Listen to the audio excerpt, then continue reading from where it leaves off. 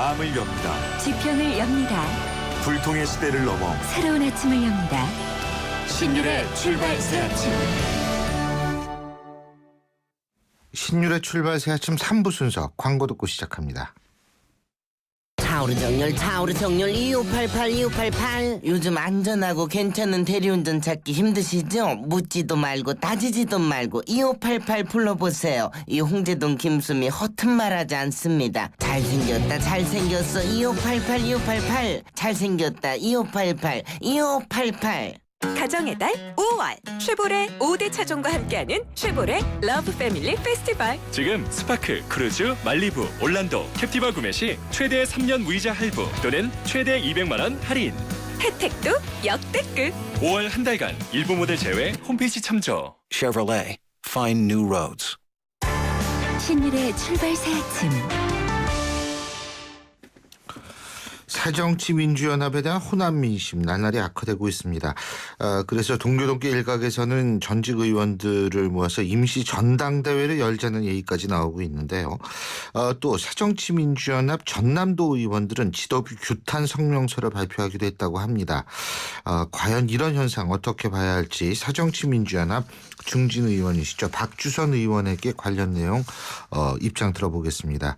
박 의원님 안녕하십니까? 네, 안녕하십니까. 예, 먼저 그 동교동계 일부 의원들이 임시전당대회 열자고 얘기를 하고 있는 모양인데 이거 어떻게 보십니까? 이 상황에서 임시전당대회를 개최를 해가지고 뭘 논의를 하자는 건지 이해할 수가 없네요. 지금 예. 당내에서는 4.29 재보선 패배에 대한 지도부 사퇴, 당은 이제 본질적인 또 가치적인 측면에서의 혁명적인 변화 이걸 요구를 하고 있는데 네. 우선 전당대회에서는 지도부 대표 최고위원을 선출할 수 있는 권한은 있지만 해임할 수 있는 권한이 없습니다. 아, 그러면 이제 기껏해야 뭐 중요한 건이라고 그래가지고 현 지도부 문책 사퇴 결의안을 통과시킬지는 모르겠지만 그것도 뭐 정치적인 효과는 있어도 법률적인 기속력은 없습니다. 그리고 이제 전당대 소집을 하려면 대의원이 지금 12,000명 중에서 3분의 1 정도니까 4,000명 이상의 서명을 받아야 되는데 네. 그것도 쉽지가 않습니다. 그리고 또 전당대회에서는 친노계 대의원들이 더 많기 때문에 또 어떤 안건을 결의하려고 하더라도 쉽게 통과되기도 어렵습니다. 예. 그렇다면 박 의원님 생각으로는 만일 어떤 방식이 제일 지금 상태에서는 합리적이라고 보세요? 저는 지금 재보선 민심이 새정치민주연합을 지지하고 사랑했던 핵심 지지 기반 광주를 비롯한 호남 유권자들이 새정치민주연합을 지금 완전히 버렸거든요. 예. 그런데 이 버린 원인이 뭐냐?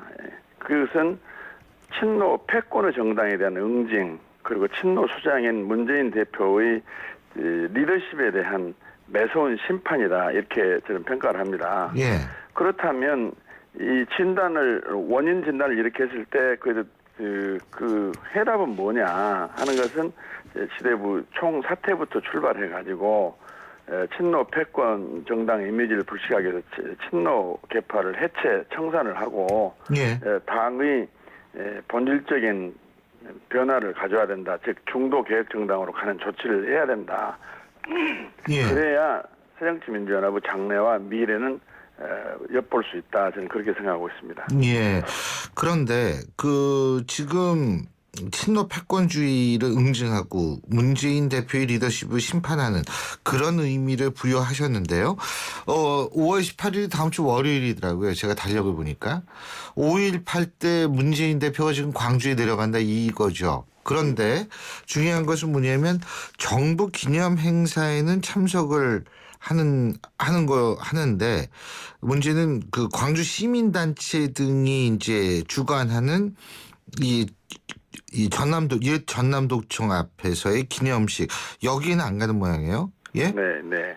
박 의원님은 어디로 가실 거예요? 저는 정부 행사를 먼저 가야죠. 가고 예. 이제 또 지역에 있는 행사이기 때문에 도청 행사도 갈 텐데요. 예. 지금 핵심 지지 기반인 광주에서 왜 문재인 대표에 대해서 이런 상황이 벌어지고 있느냐 이걸 판단해야 되고 여기에 대한 해답을 내야 됩니다. 예.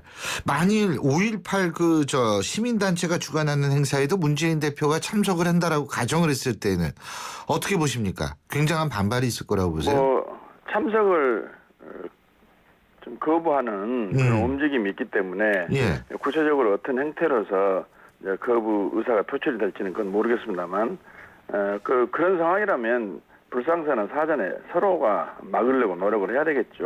과거 당대표들은 어디를 갔습니까?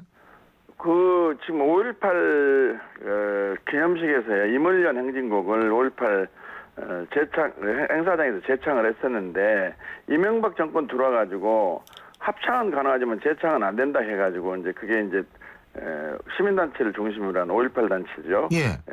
행사를 이제 별도로 지금 하려고 작년에 했었고, 이번에도 좀 별도로 하려고 하고 있는데, 예. 이것도 지금 정부에서도 좀 문제입니다. 5.18 기념곡을 좀 지정까지 안 해주더라도 임을련 행진곡을 계속해서 재창을 해왔는데 이명박 정권 들어와서부터 박근혜 정권 들어와서 못하게 하고 사실상 또 행사장에서 합창할 때 참석자들이 재창을 하게 되면 대통령까지도 일어서서 같이 노래를 불러주면서도 굳이 식순에 재창은 못한다고 하는 것은 이해할 수가 없는 일이라. 그래 5.18을 보는 지금 이 박근혜 정권이나 이명박 정권의 한계가 아닌가 저는 그렇게 봅니다. 예. 작년에는 그 당 지도부가 어디를 참석했느냐고 제가 여쭤봤거든요. 두 군데 다 갔어요? 그 국가기념일 보훈처가 행사 이제 주관하는 국가기념일 행사에 참석을 했습니다. 아, 작년에도 그랬군요. 그러니까 네. 올해 문재인 대표가 광주 지역의 시민들의 반발 때문에 거기만 참석하는 것은 아니다. 이렇게 볼 수가 있겠네요. 그렇죠. 예. 그런데 어쨌든 문재인 대표 나름대로 지금 고육지책을 꺼내고 있는 것 같은데요. 그중에 하나가 정청래 최고위원에 대한 직무정지를 하겠다. 지금 이렇게 나오고 있는데 이 부분은 어떻게 평가하십니까? 그것은 아주 작은 문제입니다. 정청래 최고위원 개인에 관련된 당 해당 행위 차원에서 논의가 이루어진 거고 이 재보선 그 결과에 대한 책임 문제하고는 별개의 문제입니다. 이게 마치 정청래 최고위원에 대한 어떤 조치를 통해 가지고 문재인 대표를 비롯한 지도부의 책임에 대한 면죄부를 주거나 면책을 받으려고 하면은 이 당의 장난은 없습니다. 아, 그러니까 지금 직무정지라는 것도 일종의 문재인 대표 측의 꼼수다 이렇게 보시는 거군요. 저는 그렇게 보는 겁니다. 예. 저는 이제까지도 평소에 선거에서 패배를 하게 되면 지도부가 사퇴하고 그런 일이 여러 번 있었는데요. 예. 저는 무조건 사퇴는 반대했던 사람입니다. 근데 예. 이번의 사퇴는 예. 지금 비대위 출발해가지고 문재인 대표가 대표에 취임을 하면서 친노 계파를 청산하고 계파의 기억자도 안 나오게 하겠다라고 이야기했는데 하나도 이루어지지 않았습니다. 그렇기 때문에 지금 새로운 대통령 지지 1위를 달리고 있는 분이 지금 대표를 하고 있는 당에서 또 핵심 지지 기반에서 어떻게 이런 패배가 올 수 있었겠느냐. 예. 그 원인이 뭐냐. 예. 한 것은 딱 친노 그리고 친노 수장 문재인 대표의 지도력 이거거든요. 근데 예. 그 원인을 제거하는 해답을 찾아야죠. 근데 사실 문재인 대표가 직무정지로 이렇게 나오게 된 이유 중에 하나는 역시 같은 광주 지역구시죠. 김동철 의원이 어제 그런 얘기 했다고 그러죠. 출당 조치를 문재인 대표한테 해라. 출당 조치 만약 안 한다면 자신과 뜻을 같이 하는 다른 의원들과 모종의 행동을 하겠다는 암시의 얘기를 하지 않았습니까? 예. 그리고 분명히 얘기한 것은 뭐냐면 정청래 최고위원과는 같은 당에서 일할 수가 없다. 이 얘기를 한 걸로 알려지고 있는데 여기에 대한 나름대로의 이 대책을 내놨다 이렇게 볼 수 있는 거 아니에요? 그거에 대한 대책은 정청래에 대한 대책일 뿐이고 예, 알겠습니다. 4.29 재보선 결과에 대한 책임 있는 조치를 취하라는 이 말씀이신데. 해답은 아니다 이 말씀이죠. 저는. 근데 김동철 의원이 지금 그렇게 제안하게 된 배경 중에서는요. 일종의 문재인 대표한테 분명히 어떤 이슈를 던지고 그리고 자신이 나아가려고 하는 방향으로 차근차근 수순을 밟는 일종의 명분 축전용이다라는 분석이 있습니다. 이 부분은 동의하십니까?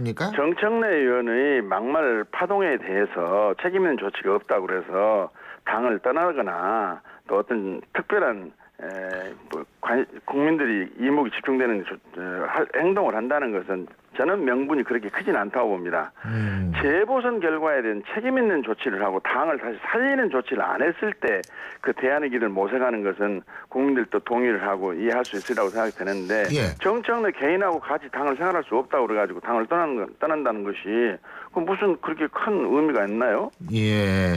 자, 그리고요. 또 하나는 문재인 대표는 그래서 원탁회의도 추진하겠다 이런 얘기를 하는데 이 부분은 어떻게 보세요? 그러니까 원탁회의는 최고회의도 있고 그러는데 무슨 원탁회의가 뭐 당헌 단계도 없는 그런 원탁회의를 추진하지 뭘 하겠습니까? 그건 본인의 기득권을 어떤 명분을 내세워서 유지를 하려고 하는 그리고 친노 계파를 청산이 아니라 보호하려고 하는 그런 꼼수다. 저는 그렇게 보는 겁니다. 원탁회의 구성 잘 안 될 건데요. 예. 잘 안 된다는 건 비노 측 인사들이 참여하지 않을 가능성이 높다 이 말씀이시군요. 예, 저는 그렇게 그죠? 봅니다. 예. 자, 그리고 또 한 가지 전남도의 의원까지도 지금 나서가지고 지도부 규탄 성명을 낸 모양인데, 예? 이게 중앙당에서 받아들이고 받아들이지 않고 이런 문제는 아니지 않습니까? 그러니까 핵심 지지 기반인 광주 전남에서 이러한 의사의 표출 행동이 있다는 것은 무엇을 의미하겠습니까? 예. 이 지도부가 핵심 지지 기반으로부터는 신뢰를 받지 못하고 신임을 받지 못하고 있다 하는 바로 그 반증 아니겠어요? 그렇군요.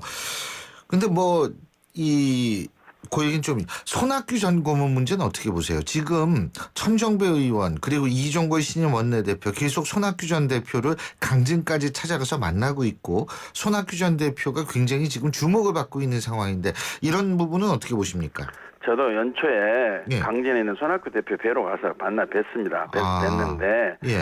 지금 당의 이 사태와 정치를 떠나겠다고 해서 지금 정진화 외신 손학규 대표를 지금 불러내온 것하고는 그렇게 큰 연관을 지어서 지금 생각할 상황이 아니라고 저는 봅니다. 지금 이 상황에서 손학규 대표가 나오신다고 그래서 핵심 지지 기반으로부터 어떤 지지를 유도할 수 있는 하나의 전략이 되는 건가요? 예. 아니요. 그게 왜 그러냐 하면은,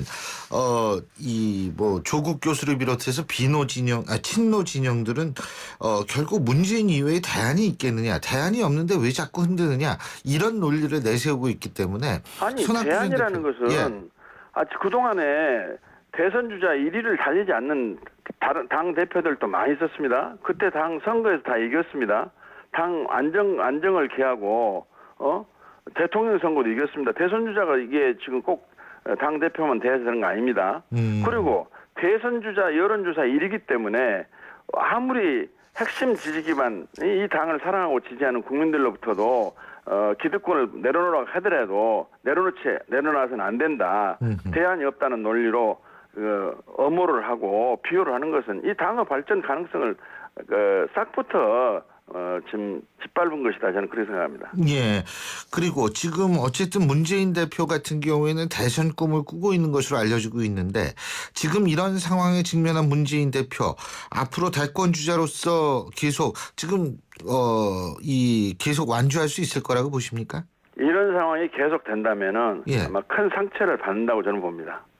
그러니까 대권을 꿈꾸고 있을수록 오히려 지금 좀 후퇴하는 것이 낫다.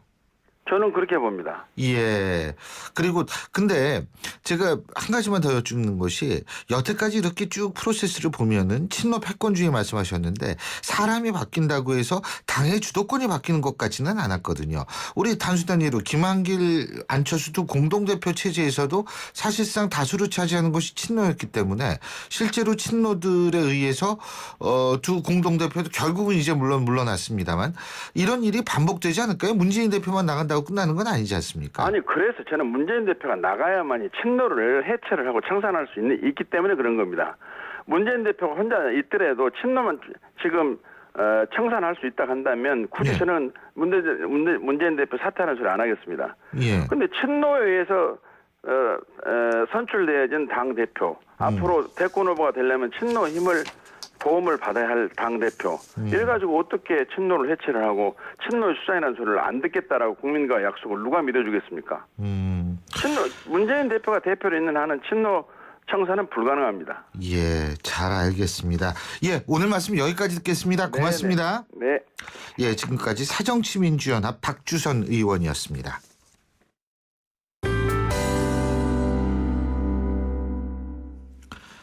예, 그 지난 25일이었었나요? 규모 7.8의 강진, 이것으로 네팔이 거의 이 상당한 피해를 입을 수밖에 없었는데요. 8천 명 이상이 사망을 했다 그러죠. 그리고 2만 명 가까이 부상을 당했는데 어제 또 7.3 규모의 강진이 발생을 해서 인명 피해가 더해지고 있다고 합니다.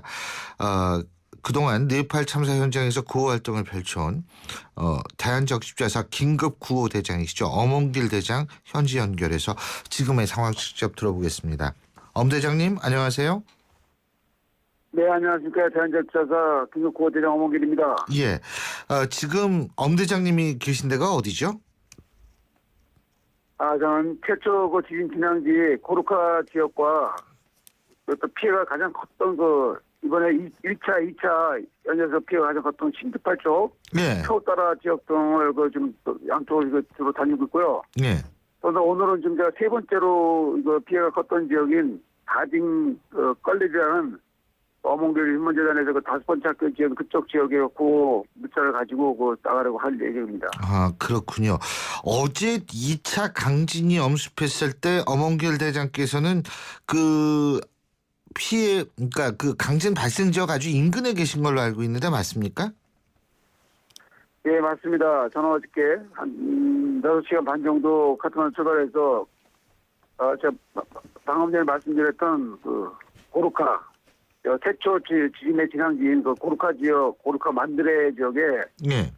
그쪽 주민들에게 고물자를 전달하기 위해서 카트만에서 물자를 구입해가지고 파라다시 그룹과 주식회사 밀레 후원으로 구입한 물자를 싣고서 트럭에 싣고서 그쪽 현지에 도착을 했어요. 산 밑에. 예. 상간마을, 그리고 산 밑에 상간마을 주민들한테 이제 미리 연락을 해서 다 내려오라고 이제 얘기를 했죠. 그러고서 그때가 한 12시 한 3, 40분쯤 된 것 같아요. 그래서 트럭에서 이제 막 짐들을, 식량들을 막 내리려고 할 때 사람들이 한 1,000여 명 그때 넓은 공터거든요. 넓은 터가 있었는데. 예. 근데 그쪽에서 이제 내리려고 좀 하는데 갑자기 사람들이 막 소리를 지르면서 비명을 지르면서 한쪽으로 막 저쪽 막 뛰어가더라고 몰려가더라고요. 왜 그런가 그랬더니 막 지진이 난 것 같아요. 그 사람들 상당히 아주 예민하고 민감하지 지금 정신들이 워낙 이제 지진에 피해를 많이 입었다 보니까 그래서 이제 저도 막 내려서 그쪽 막 뛰어갔는데 그 시점에 막 땅이 막 붕붕붕 울리더니 계곡 건너편에 맞은편 산에서 엄청난 산사태가 막 천둥 번개 치듯이 하면서 막 산사태 쏟아져 내려오더라고요. 그래서 막 흙먼지를 일으키면서 그냥 그 당시 상황이 막 그랬습니다 그냥.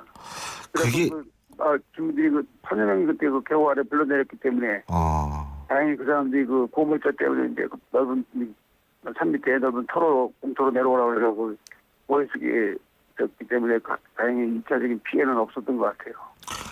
그러니까 구호 물자를 받으러 온 덕분에 인명 피해를 그렇죠. 굉장히 인명 피해가 줄일 수 있고 없을 수도 있었다 이 말씀이시네요.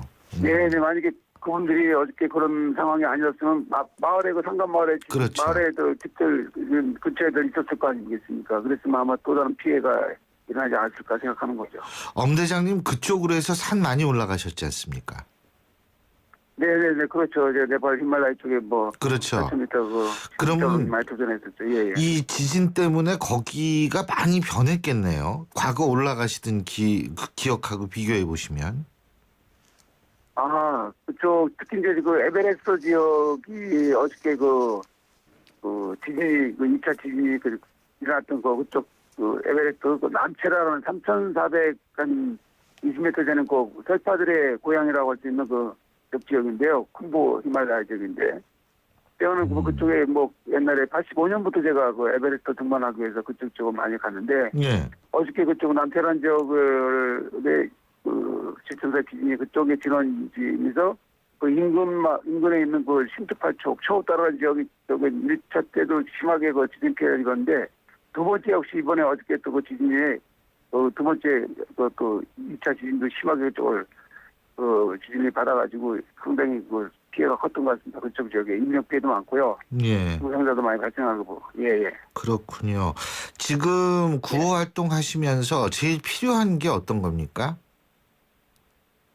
제일 필요한 것은요. 예. 지금 제가 대한적십자사 응급 의료팀이 들어와가지고 계속 지금 그 신투발초 초따라 지역의 그 마을 주민들 그 진료 활동을 하고 있는데요. 예. 지금 현재 거기 이 가옥들이 많이 이렇게 파손들이 돼가지고요. 이분들이 다 노천에서 야외에서 이렇게 생활을 하고 있습니다. 예. 그런데 지금 또 올해에 따라서 유난히 한 20여 정도 제 기억에도 한 앞당겨진 게 지금 그 몬순 우리나라 말하면 그 장마철이 네. 시작되는데요. 자꾸 이제 매일 이제 오후만 되면 여기 이제 이렇게 막 천둥번개 치고 막 장대 같은 소나비가 막 쏟아집니다. 예. 그래가지고 그 지금 뭐 집도 없이 그 노천에 생활하시는 분들이 그 비를 맞고서 그걸 그냥 걸고 있기 때문에 굉장히 가장 시급한 것이 지금 이분들이 뭐 식량하고 또 의료지원 이런 부분도 이렇게 만큼이나 시급한 것이 가장 이제 하늘에 갈 수 있는 뭐 천막이라든가 텐트라든가 이런 부분이 가장 지금 시급하고 절실한 것입니다. 그 뭐 음식이나 물 같은 거는 그래도 좀 어느 정도 해결이 되는 모양이죠. 지금 그동안 이제 1차 지진 이후로 이제 어느 정도 이제 좀 이제 그런 것들이 해결되고 이제 길들이 좀 뚫리고 그다음에 사람들이 이제 약간의 그 지원을 받는 상태인데 이번 다시 2차 지진으로 인해서 또 막 어저께 그 얘기로는 이제 그 다른 산간 지역에 그 산사태로 인해서 빌이 끊겨가지고 앞으로도 더욱더 이제 그런 오지 그런 지역에 그 상가마을 지역에 그런 것이 또 아마 지원이 잘 안 되고 그런 피해가 좀 더 클 거라고 예상합니다. 아직. 예, 잘 알겠습니다. 어쨌든 현지에서 활동 잘 하시길 바라겠고요. 오늘 말씀 여기까지 듣겠습니다. 고맙습니다. 네, 감사합니다. 예, 지금까지 네팔 현지에서 구호 활동을 벌이고 있는 대한적 십자사 긴급 구호대장 엄홍길 대장이었습니다. 델몬트가 새로 나왔어요. 싱싱한 과일로 꽉꽉 채우면 짠! 이게 바로 자연 맞춤 그린 주스. 과일 그대로 맛을 낸 건강한 델몬트 자연 맞춤 그린 주스. 우리 그린할까요? 가나다라 마바사 자차카타파 전해주고 싶은 얘기 바람병에 담으면 한글이 모자랄지도 몰라. 병 하나에 담을 수 없는 초정탄산수 이야기. 파란을 일으키다. 초정탄산수. 신율의 출발세가 지금 3부 순서는 여기서 줄입니다. 잠시 뒤 4부에서 뵙죠.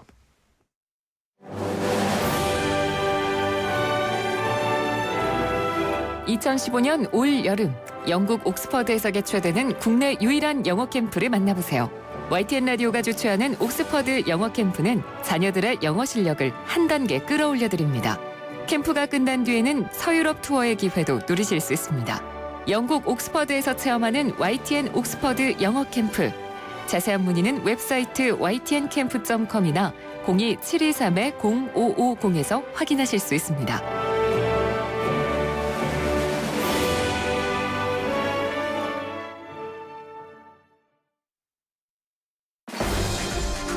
날카로운 분석, 내일을 보는 시선, 신율의 출발 새 아침. 신율의 출발세 아침 4부 순서 광고 듣고 시작합니다. 피곤해. 오야근이다. 대리님도 부장님도 모두 힘내요. 50년의 역사 있는 피로회복 드링크. 50년 역사? 영진 구론산 밤원드. 50년 동안 언제나 피로회복에 영진 구론산 밤원드. 5, 4, 3, 2, 1, 0. 5월엔 이자가 제로. 아반떼, 소나타 하이브리드를 5월에 구매하시면 최대 36개월까지 이자가 제로. 이자 부담 제로 프로모션. 선수율 20% 이상. 홈페이지 참조. New thinking, new possibilities. 현대자동차. 예, 신율의 출발세 아침 4부 순서 시작할 텐데요. 시작하기 전에 지금 8시 34분 18초 지나고 있거든요. 지금 교통 상황 알아보겠습니다. 박화영 캐스터.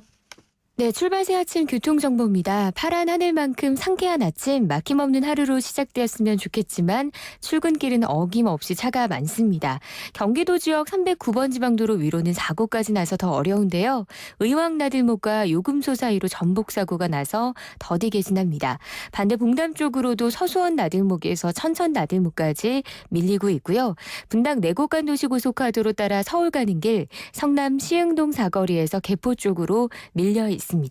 바로 옆으로 분당 수서로는 청담대교 쪽으로 탄천나들목에서 복정까지, 다시 수서에서 탄천 1교까지 밀리고 있고요. 조금 더 위쪽으로 강북 지역 동부간선도로 의정부 쪽으로는 월계 1교와 녹천교 사이 2차로에 공사가 시작되면서 후미로 밀립니다. 도심 쪽으로는 창동교를 시작으로 강변북로 쪽으로 거의 전 구간 밀린다고 생각하셔야겠습니다. 출발 새 아침 교통정보였습니다.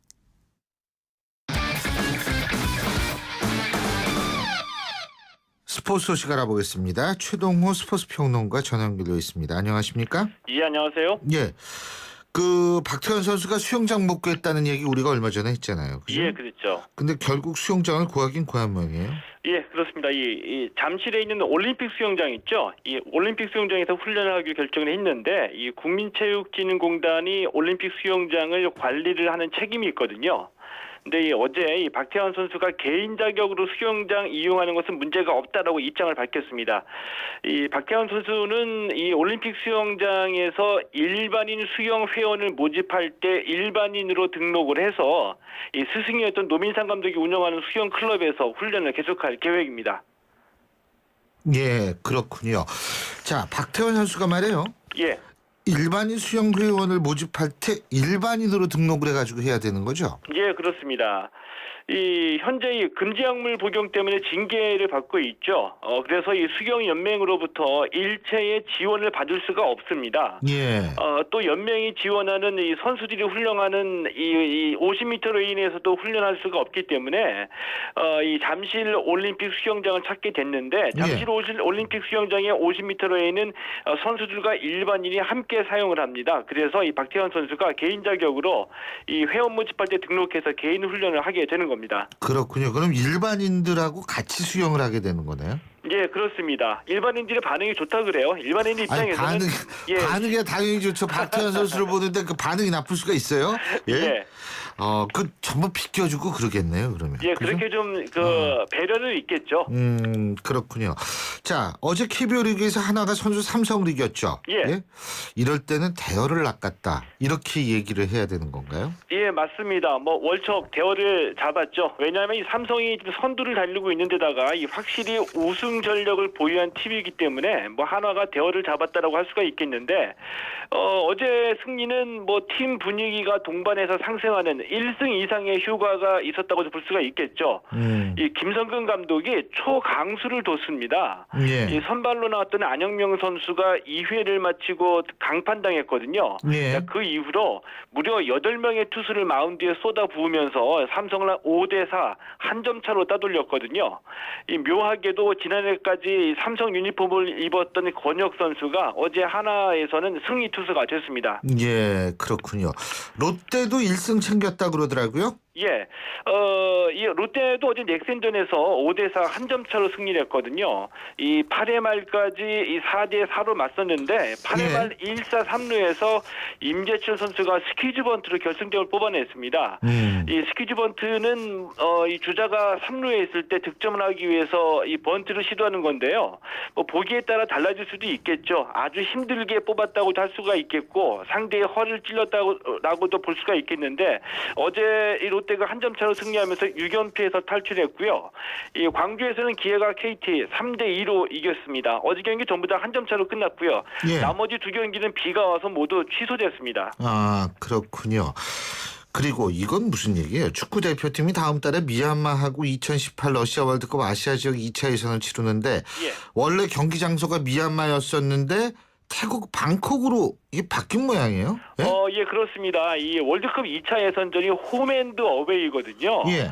다음 달 16일에 미얀마 원정 경기니까 미얀마에서 경기를 치러야 되는데 이 경기 장소가 태국 방콕으로 바뀌어지게 된 겁니다. 왜냐하면은 미얀마가 2011년 브라질 월드컵 예선전 도중에 관중이 폭동을 일으키는 사건이 있었거든요. 예. 그래서 이제 FIFA로부터 징계를 받아서 이 홈 경기를 치를 수가 없게 됐습니다. 그래서 태국 제3국인 태국에서 다음 달 16일 미얀마와 2차 예선 첫 경기를 치르게 됩니다. 예, 그렇군요. 잘 알겠습니다. 오늘 소식 여기까지 듣죠. 고맙습니다. 예, 고맙습니다. 예, 지금까지 최동원 스포츠 평론가였습니다.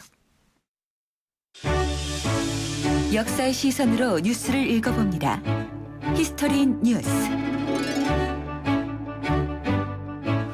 예, 히스토리 뉴스 순서인데요. 오늘 얘기할 부분 서울역 고가차도 얘기입니다. 이거 제가 지난주에 남대문 시장에 한번 나가봤는데요. 거기가 지금 분위기가 장난이 아닙니다. 이 서울역 고가차도 이거 공원 만든다고 그래서 상인들이 상권 죽인다. 박원순 시장 소통시장이라고 주장하더니 결국 불통시장이구나. 뭐 이런 플랜카드도 붙어있고 이런데요. 지금 이 고가도로 이것이 뭐 여러 가지 의미가 있는 건데 과연 과거에 이 서울은 어떻게 변했고 어떻게 변화를 줬고 지금 앞으로는 어떻게 변화를 줘야 될지 이 시간에 한번 짚어보겠습니다. 지금 스튜디오에는 홍익대학교 건축학과 유현준 교수 나와 계십니다. 교수님 어서 오십시오. 네, 반갑습니다. 예. 자, 이 고가도로라는 게 이게 3일 고가도로가 제일 처음에 생긴 거죠? 아니에요? 고가도로가 아연 고가도로가 더 먼저 생긴 거예요? 네, 1968년도에 생겼습니다. 아, 그렇구나. 아연 고가도로. 그러면은 그 다음이 3일 고가도로. 네, 3일 고가도로 뭐 그때 지금 서울역 고가도로가 1970년에 완공이 됐고요. 예. 순서는 보통 그렇게 됩니다. 그렇군요. 저는 그 3일 고가도로 없어질 때 예. 불만이 많았어요. 왜냐하면 저희 집에서 시내 나올 수 있는 가장 좋은 방법이 3일 고가도로 타는 거였었는데 예. 그게 없어지니까 이거 굉장히 힘들더라고요. 근데 또 사람이 좀 불편한 걸 겪다 보면 또 적응이 되잖아요. 그렇죠. 예.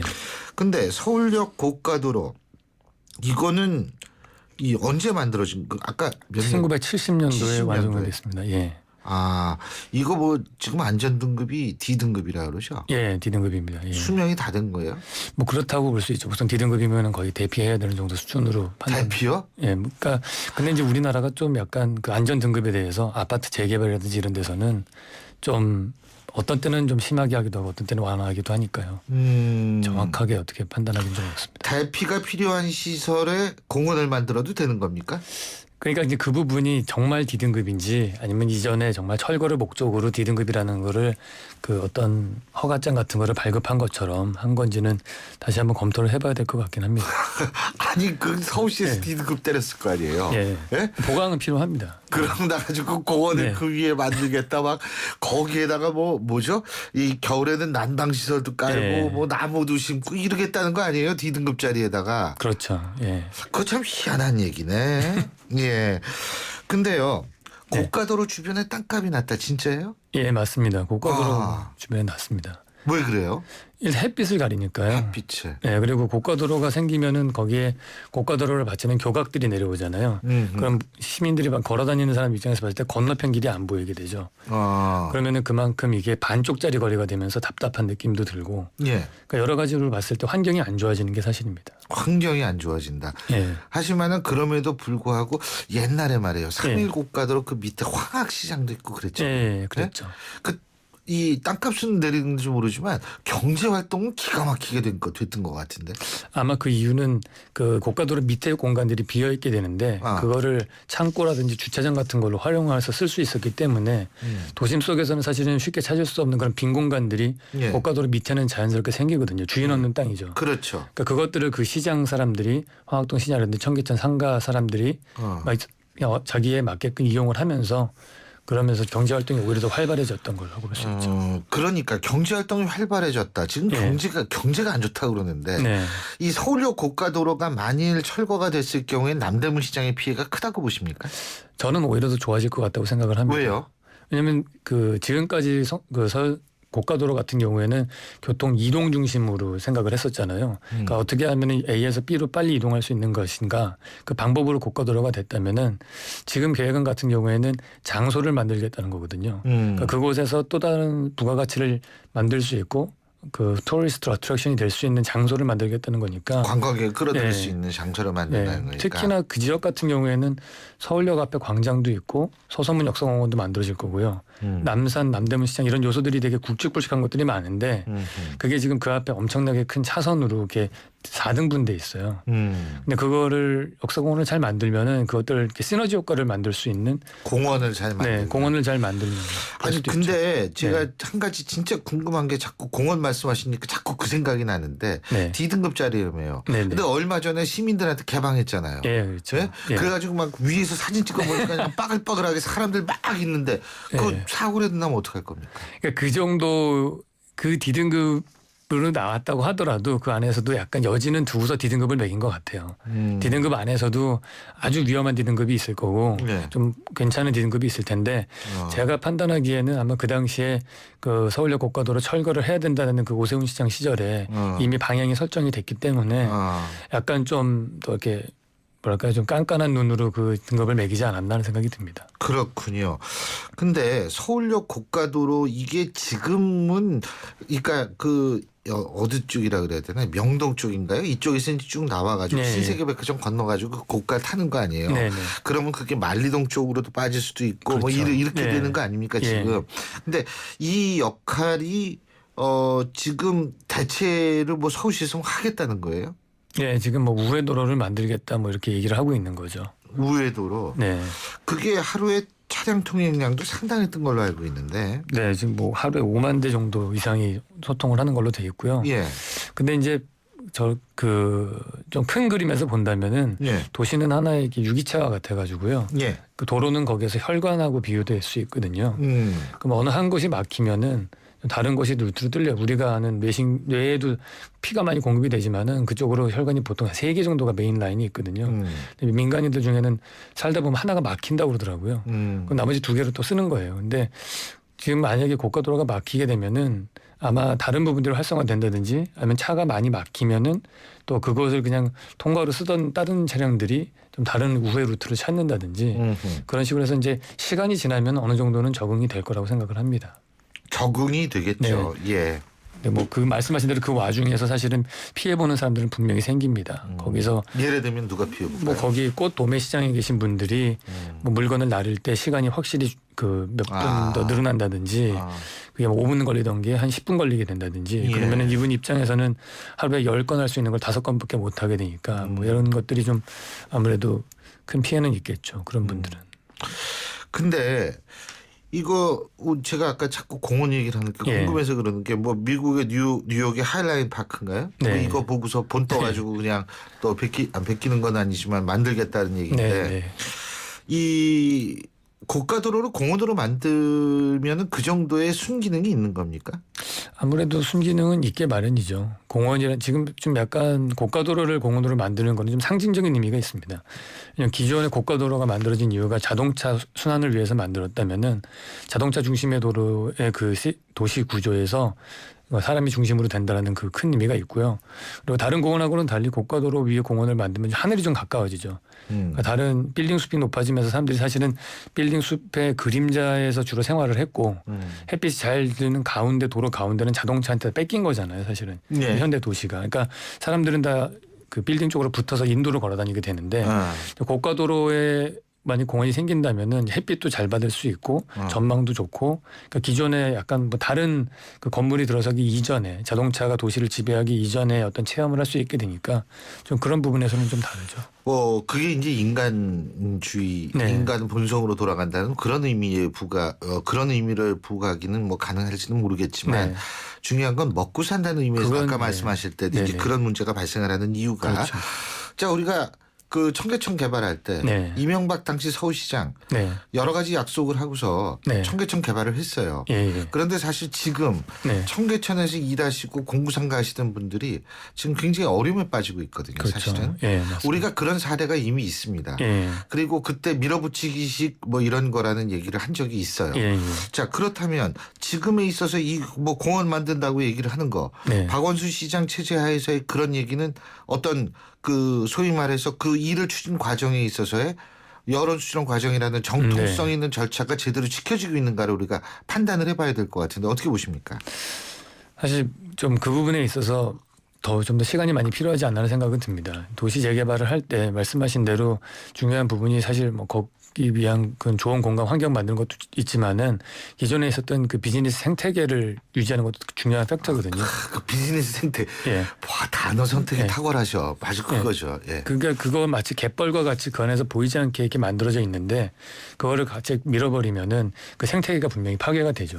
그러니까 뭐 갯벌에다가 댐을 만드는 거라고 비슷하게 볼 수 있을 것 같기도 해요. 근데 그런 것들, 근데 그게 항상 어느 그 뭐라 그럴까 도시 개발을 할 때에는 해외 사례를 보더라도 완벽하게 준비된 사례는 없습니다. 그러니까 비근한 예가 이제 파리 같은 경우인데요. 예. 파리가 지금 우리가 너무나 가기 원하는 그런 도시잖아요. 근데 예. 그게 예전에 중세 시대 때 있었던 그런 복잡한 거미줄 같던 도로망을 그 나폴레옹 3세 시절에 오스망 시장이 한번 큰 돈을 들여서 다 밀어버렸어요, 거기를. 다 사서 철거를 하고 지금의 도로를 만들었는데 그때도 말씀하신 것 같은 큰 그 충격이 있었고 반발이 심했었는데요. 근데 그거를 밀어붙였기 때문에 사실은 그 다음 100년 뒤에 파리가 국제적인 도시로 만들 수 있는 그런 발판이 되기도 했었거든요. 그러니까 그게 사실은 어느 정도 장기 플랜으로 보느냐 아니면 근시안적으로 보느냐 이런 거에 따라서 정책이 사실은 왔다 갔다 평가를 받을 수 있다고 봅니다. 물론 이제 장기적으로 본다면 뭐 서울시의 이런 입장이라는 것을 이해 못할 바는 아닙니다. 그렇죠. 그런데 가장 중요한 거는 한번 경험을 했거든요. 서울 시민들이 청계천 특히 이제 그쪽에서 일하시는 분들이 뭐 이론적으로 따지면 거기 계신 분들을 가든5라고 얘기하는 공구상가로 다 옮긴다라고 그렇죠. 얘기를 했지만 그 공구상가 한번 가보셨어요? 거기 유령의 건물이에요 지금. 그러니까 이런 식에 있어서의 일이 반복돼서는 안 된다는 차원에서 과연 지금 현재 박원순 시장 소통과 인간 중심이라고 주장하는 박원순 시장은 어떠한 대책을 갖고 있는가 그런 부분에 대해서 궁금해지는 거죠. 뭐 제가 근데 청계천이 없어졌을 때만큼의 그 정도의 파급은 아닐 거라고 저는 생각을 합니다. 이 정도 고가도로의 그 차량 통행이 한다면은 그러니까 그거하고 이렇게 1대1로 비교하기는 사실 좀 어려운데요. 분명히 저도 사실은 좀 의구심 이건 좀 박원순 시장 스타일이 아닌 것 같다라고 처음에 생각이 들었어요. 뭐 어떤 면에서요? 뭐 말씀하신 대로 소통을 항상 중요하게 생각하는데 그러면 뭔가 얘기들이 많이 오간 다음에 천천히 일을 진행할 줄 알았는데 그게 좀 급작스럽게 됐다라는 생각은 듭니다. 아마 제 생각에는 그 이 일을 진행하셨던 분들이 그런 건 있었던 것 같아요. 예전에 이걸 철거하겠다는 생각은 오세훈 시장 때부터 있었으니까 철거에 대한 반대는 그닥 없을 것이라고 약간 판단을 내리셨던 것 같아요. 일을 추진하시는 분들이. 그래서 그냥 하면 되겠지 했는데 의외로 이제 예전에 디등급 받고 철거할 때는 한다고 할 때는 큰 반대가 없었는데 지금 와서 이제 반대가 되니까 좀 당황스러운 부분이 있을 것 같습니다. 근데 뭐 당황하기 이전에 소통을 본인이 그렇게 주장을 했으니까 사실은 소통하는 모습을 어떻게 보여주는지에 대해서는 이제 좀 더 지켜봐야겠죠. 네, 그렇죠. 예. 근데 사실은 서울시 이렇게 보면은 지금 여러 가지 낡은 건물이 많다고 그러더라고요. 네. 그 뭐 남대문구청에 있는 회원시민 아파트 이런 것도 있다고 그런 그러죠? 것도 있죠. 예, 그것도 엄청나게 오래된 건물이고 그 밖에도 뭐 사실 우리나라 달동네 뭐 많은 건물들이 대부분 다 안전등급, 비등급이라고 볼 수 있을 정도로 위험한 그런 건물들이 많죠. 예. 예. 근데 앞으로 이 도시정비나 개발을 좀 할 때 말이에요. 뭐 하기는 해야겠죠. 낡은 거를 그냥 둘 수는 없지만 때로는 전 그런 생각이 들거든요.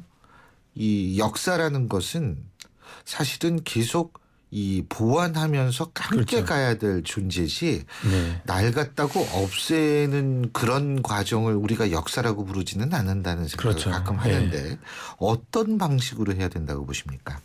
저도 되게 공감하는 말고요. 그게 급작스럽게 변화를 하면은 지금 기존의 뭐 강북 재개발 사례들도 그렇고 그런 것들은 일단은 이게 사실은 재개발해야 되는 가장 큰 이유는 인프라스트럭처 때문에 그렇습니다. 그러니까 상하수도 시설 같은 것들이 특히 하수도 문제가 제일 크기 때문에 재개발을 해야 되는 건 당연한데 그거를 재개발할 때 사실은 그 건축적인 부분을 두고서 하수도만 보강을 하더라도 훨씬 더 지금 말씀하신 방법대로 천천히 갈 수가 있고요.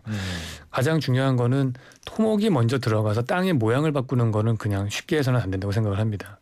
그 땅의 모양이라는 거가 곧 역사이기 때문에 지금의 개발 상태를 보면 큰 10m 넘는 옹벽을 세워서 축대를 만들어서 땅을 평지로 만들고 거기다 아파트를 짓는 걸로 돼 있잖아요.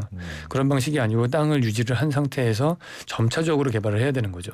그러니까 뉴욕 같은 경우 뭐 뉴욕은 평지기 때문에 약간 케이스는 다르지만은 거기도 재개발하는 사례들을 보면은 건물을 한 5-6개씩 묶어서 개발을 합니다. 그래서 하나만 개발했을 때 사업성도 안 나오고 여러 가지 주차장 문제라든지 생기잖아요. 그래서 그런 계단실 같은 것들을 공통으로 쓸 수 있게 한다든지 또 뭐 이런 것들을 통해서 5-6개씩 건물을 묶어서 개발을 점차적으로 하는 쪽으로 가고 있습니다. 근데 우리나라에서는 가장 큰 문제가 되는 거가 그런 주차장 신고제 같은 것들 그런 것들이 아마 선행돼야 될 것 같아요. 알겠습니다. 서울역 고가 차도 문제 지금 그쪽 지역에서는 굉장히 첨예한 문제인데요. 자, 오늘 이 문제 알아봤습니다. 지금까지 홍익대학교 건축학과 유현준 교수와 함께했습니다. 오늘 말씀 잘 들었습니다. 고맙습니다. 감사합니다. 예. 오늘도 하품하다 하루가 다 갔어. 착한 활력이 필요해. 기운이 뿅 생겨났어. 활력이 슝슝 생겨났어. 착한 활력 비타민으로 채워주세요. 착한 드링크 비타오백. 금융은 당신의 행복을 살리고 시장의 활기를 살리고 기업의 새로운 기술과 가능성을 살리는 일입니다. 우와, 이런 금융 누가 하나요? 서민경제와 중소기업의 힘이 되는 신한은행이 살림의 금융으로 따뜻한 내일을 만들어갑니다. 신한은행. 예, 수요일에 보내드린 신율의 출발 새 아침. 오늘 순서는 모두 여기서 줄이겠습니다. 여러분들 오늘 날씨 아주 좋을 것 같습니다. 낮에는 심지어 덥기까지 하다고 하죠. 어쨌든 이제 봄은 가고 여름이 오고 있는 것 같습니다. 바로 그런 시절 오늘도 힘찬 하루 보내시기 바라겠습니다. 지금까지 신율이었습니다. 전 내일 아침 7시 20분에 다시 찾아뵙겠습니다. 고맙습니다.